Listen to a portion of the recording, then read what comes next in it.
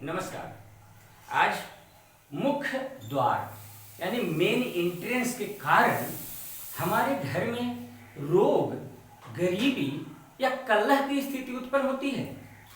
यह कितना प्रभावी है और इसका क्या उपाय करें, या मुख्य द्वार पे कौन सी ऐसी वस्तुएं रहती है या कोई ऐसा ऑब्जेक्ट रखा हुआ है जिसके कारण ऐसी स्थिति आती है। आज इन दोनों बातों के ऊपर हम चर्चा करेंगे कि कौन सा मुख्य द्वार हमारे जीवन में रोग, गरीबी, कलह की स्थिति उत्पन्न करती है, या मुख्य द्वार पे मेन एंट्रेंस पे कौन सा ऐसा ऑब्जेक्ट रखा रहता है या क्या एक्टिविटी होती है जो हमारे लाइफ को या तो रोग के कारण या तो घरेलू कलह के कारण या फिर अलग अलग प्रकार से परेशानी उत्पन्न करता है। तो समय ज्यादा ना लेते हुए ध्यान रखिए, पूरा वीडियो देखिए तभी समझ में आएगा। कोशिश मैं इसीलिए करता हूं कम से कम समय का बनाऊं और इसीलिए हम पहले से ग्रेड करके रखते हैं। आपको जैसा कि पता है कि सिर्फ अंदाजे से दिशाओं का निर्धारण नहीं, डिग्रियों के आधार पर करें, और वह भी कहां से, जो भी हमारा नेट यूजेबल एरिया है, मैक्सिमम कंस्ट्रक्टेड एरिया जो भी है, उसके बीचों बीच सेंटर से यह north, east, south, west corners और उसकी उप दिशाएं हैं। तो इसके आधार पर हम भवन का निर्धारण करते हैं, मुख्य द्वार का। हालांकि कुछ विद्वान, कुछ संत जन यह कहते हैं कि जैसे उत्तर की दिशा में मुख्य द्वार खोलना हो तो उत्तर पश्चिम यानी कि वायव्य कोण से और उत्तर पूर्व कॉर्नर यानी कि ईशान कोण के बीच की लंबाई को हम 9 बराबर भागों में बांट लेते हैं। और 9 बराबर भागों में बांटने का भी तात्पर्य बताता हूं कि 9 बराबर भागों में बांट करके और घर से बाहर निकलते समय, हर जगह पे विद्वानों ने घर से बाहर निकलते समय दक्षिण या वाम इनका निर्धारण किया है। तो घर से बाहर निकलते समय दक्षिण हिस्से में दाहिने हाथ की तरफ में 5 भाग और वाम भाग बाएं हाथ की दिशा में 3 भाग, यह छोड़ करके जो एक 9वां आता है वह स्थान पर मुख्य द्वार खोलना चाहिए। यह बहुत सारे विद्वानों का मत है और उसी का तकरीबन वही आप इसमें भी देखेंगे कि हम 8 बराबर भागों में बांटते हैं। 8 क्यों? क्योंकि यह देवता, वास्तु पुरुष देवता, वास्तु पुरुष मंडल में देवताओं का पद है। जैसे रोग, 1 नंबर पर रोग है, दूसरे में हीर है, तीसरे में मुख्य है, चौथे में भल्लाट है, 5वें में सोम है, 6ठे में नाग भी, जिन्हें नाग भी कहते हैं या सर्प कहते हैं, और 7वें में दीति है, अदिति है, सिखी सॉरी। तो इस आधार पर 8 बराबर भाग में बांटते हैं।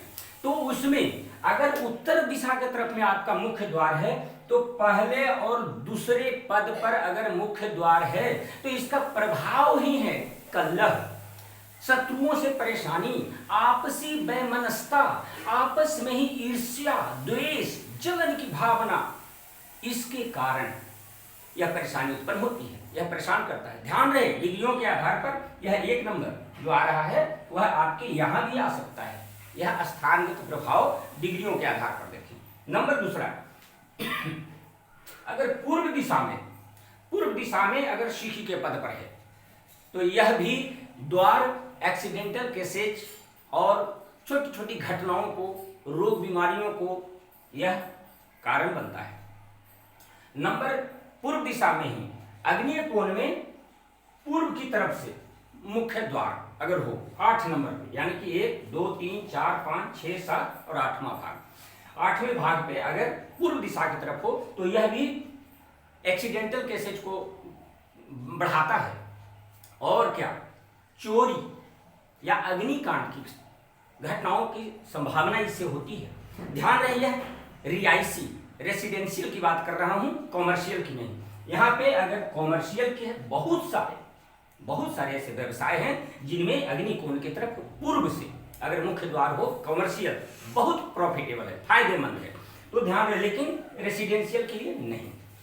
दूसरी चीज कि अगर साउथ की तरफ में मुख्य द्वार है तो कहाँ यह 5, 6, 7 और 8 यह जो भाग है, यानी कि मध्य दक्षिण से लेकर के दक्षिण पश्चिम नैऋत्य कोण के बीच में अगर मुख्य द्वार होता है यह परेशानी कारक होता है। क्यों?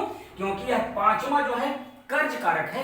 कर्ज की स्थितियां हर समय उत्पन्न होती रहती है या कर्ज चुकता नहीं है। 6ठा भाग है, इसका फल है कि यह निष्फलतादायक है।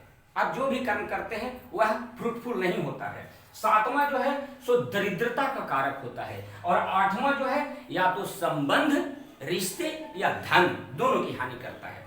परंतु इनमें भी यह 7 नंबर और 6 नंबर सबसे बुरा है, क्योंकि यह दिशा ही है साउथ साउथ वेस्ट, डिस्पोजल का, विसर्जन का, यानी कुछ नहीं स्थिर रहता, और इसके कारण रोग, गरीबी, कलह की स्थिति उत्पन्न होती है। और पश्चिम दिशा में अगर आपका मुख्य द्वार हो तो यह 7 और 8, सातवां और छठा और सातवां पद पर अगर मुख्य द्वार हो तो यह भी बहुत बुरा हाल करता है, क्योंकि यह छठे पद पर नशे का आदि बना देता है, जिसके कारण घर, जमीन, जायदाद बेच सकते हैं, बर्बाद हो सकता है। और सातवां जो है वह कर्ज, कोर्ट केसेज, इन सब से रिलेटेड की परेशानियों को पैदा करता है। इसके कारण यानी कि मुख्य द्वार अगर इन स्थानों पे अगर आपका है तो यह स्थिति बनाता है। अगर संतुलित नहीं है तो संतुलित करने के बाद इन प्रभावों से बचा जा सकता है। वह कैसे कि अगर यहाँ उत्तर दिशा में पहला और दूसरे पद पे नॉर्थ वेस्ट की तरफ से नॉर्थ में अगर आपका मुख्य एंट्रेंस है तो उसको लोहे, एल्युमिनियम के स्ट्रिप से या स्काई ब्लू रंग की पट्टी चौखट पे कर दें या एल्युमिनियम स्ट्रिप से उसे बैलेंस करें। अगर ईशान कोण में पूर्व की तरफ से पहले पद पे, सिखी के पद पे अगर आ रहा है तो यहाँ पे भी आप एल्युमिनियम स्ट्रिप या SS strip, stainless strip use कर सकते हैं, या वहां पे ब्लू या हरे रंग की पट्टी लगा सकते हैं चौखट पे। और अगर 8वें पद पे है, 8वें पद पे साउथ ईस्ट आग्नेय कोण में अगर पूर्व की तरफ से हो रहा है, ध्यान रखिएगा डिग्रियों के आधार पर बात कर रहा हूं, तो यहाँ पे कॉपर स्ट्रिप या ऑरेंज कलर के पेंट कर दे वहां पे चौखट पे। और अगर इसमें है तो यहाँ पे ये 7 नंबर 6 नंबर बहुत ही बुरे रिजल्ट देता है, और उपाय करने के बाद भी इसका कोई विशेष लाभ नहीं दिखता। अगर संभव है तो उसे परमानेंटली क्लोज ही कर देना चाहिए, और अदरवाइज आप ट्राई कर सकते हैं ब्रास स्ट्रिप, पित्तल की पट्टी या पीले रंग की पेंट से पट्टी मार दीजिए, ट्राई कर सकते हैं। और ये 6 नंबर और 7 नंबर जो आता है पश्चिम दिशा की तरफ में, तो इसमें आयरन स्ट्रिप या सफेद रंग की पट्टी उस पर आप यूज कर सकते हैं, प्रॉफिट होगा, लाभ होगा। ये तो हो गया मुख्य द्वार की स्थिति के अनुसार। अब लेकिन मुख्य द्वार पे क्या ऐसा चीज रखा हो जिसके कारण भी घर में रोग, गरीबी, कलह की स्थिति उत्पन्न होती है, तो नंबर 1 चीज होता है मुख्य द्वार पे गटर होना या सेप्टिक टैंक होना। यह वेध कहलाता है, द्वार वेध कहलाता है, जिसके कारण ऐसी परेशानियां घर में उत्पन्न होती है, चाहे वह रोग के रूप में, गरीबी के रूप में या कलह के रूप में। नेक्स्ट होता है अगर मुख्य द्वार के सामने, अंदर या बाहर में कोई टाइल्स टूटी हुई हो, टूटा फूटा सा हुआ हो, यह भी वही काम करता है। और उसके बाद में अगर मुख्य द्वार पे आप झाड़ू या जूते चप्पल रखते हैं, यह भी वह कलह की स्थिति उत्पन्न करता है। झाड़ू क्या है? एक डिस्पोजल एक्टिविटी का है, ऑब्जेक्ट है, पूरा गंदगी को बाहर निकालने वाला। और जूते चप्पल जो हर जगह हमारा बोझ उठाते चलता है। अक्सर हाँ ऐसे घर में, जिस घर में मुख्य द्वार पे अगर जूते चप्पल या झाड़ू रखा हुआ हो तो अक्सर हाँ माँ बेटे की तकरार होती है, चप्पल से मारूंगी, झाड़ू से मारूंगी, ऐसा मुख्य, क्योंकि मुख्य द्वार क्या है? हमारे जैसे शरीर का मुंह है, वैसे ही हमारे भवन का मुख्य द्वार मुंह कहलाता है, मेन एंट्रेंस जो है। तो वहां से वैसी सी बातें निकलेगी। सिम्टम मैच कीजिए, वेद पुराणों में बहुत सारी बातें लिखी हुई है, परंतु आज की स्थिति के अनुसार उसे किस प्रकार से तौला जाए, किस प्रकार से कसौटी पे कसा जाए, इस चीज को ध्यान रखिएगा। और मुख्य द्वार पे अगर कीचड़ हो, गंदगी भरा हुआ हो, या सेप्टिक टैंक से हो, या बाहर में निकलते ही कीचड़ भरा हुआ, गोबर का ढेर लगा हुआ हो, कूड़ा करकट, गार्बेज भरा हुआ हो, यह उत्पन्न करता है। क्योंकि मुख्य द्वार भवन का वह शक्तिशाली स्थान है जो किसी भी प्रकार से भवन के अंदर से बाहर या बाहर से रोड से, बाहरी वातावरण से, बाहरी समाज से, बाहरी दुनिया से भवन के भीतर आने जाने का मुख्य स्रोत है। जिस प्रकार से हमारे शरीर में हमारे मुंह, माउथ का स्थान होता है, क्योंकि मुख से ही पता चलता है काकह काकह, पिका पिका, कौवा या कोयल का हम अंतर उसके आवाज से, उसके मुख से निकली हुई वाणी से कर लेते हैं बिना देखे हुए। उसी प्रकार से भवन के मुख्य द्वार की स्थिति अगर इस प्रकार से है तो उसे बैलेंस कीजिए। और अगर मुख्य द्वार पे जूता चप्पल, झाड़ू या कोई टाइल्स टूटी हो या कोई गटर हो, कोई सीवेज हो, सेप्टी टैंक हो, कूड़ा करकट भरा हुआ हो या वहां पे कीचड़ भरा हुआ हो या हर समय भरा हुआ रहता है, उसे साफ कीजिए, उसे दूर कीजिए। निश्चित तौर पर मैं समझता हूं कि इन सबसे आपको छुटकारा मिलेगा। यह बहुत ही उत्तम प्रयोग है, इस तरीके से बहुत कम लोग बताएंगे।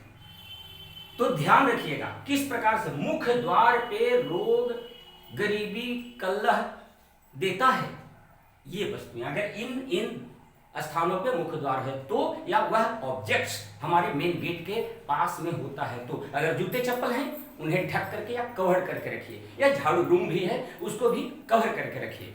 गंदगी है उसे साफ कीजिए। अगर गटर टॉयलेट्स है तो उसे, अगर गटर कोई आ रहा है, ढक्कन सीवेज है तो उसको उस दिशा के अनुसार कलर से ऊपर से पेंट कर दीजिए। और यह द्वार के बारे में हमने बताया ही कि उसे उस दिशा के, उस एलिमेंट के, उस तत्व के, दिशा के तत्व के एलिमेंट के पट्टी से या पेंट से या स्ट्रिप से उसे बैलेंस कीजिए। निश्चित तौर पर लाभ होगा, क्योंकि उपेंद्र वास्तु का सदैव यही प्रयास है कि छोटे छोटे उपाय करके आपके जीवन से बड़ी बड़ी परेशानियों को कैसे दूर किया जाए। अगर आपको वीडियो अच्छा लगा तो लाइक कीजिए, शेयर कीजिए, सब्सक्राइब कीजिए। अगर अभी तक सब्सक्राइब नहीं किए हैं, सब्सक्राइब कर लीजिए। वीडियो देखने के लिए आपका बहुत बहुत धन्यवाद। नमस्कार।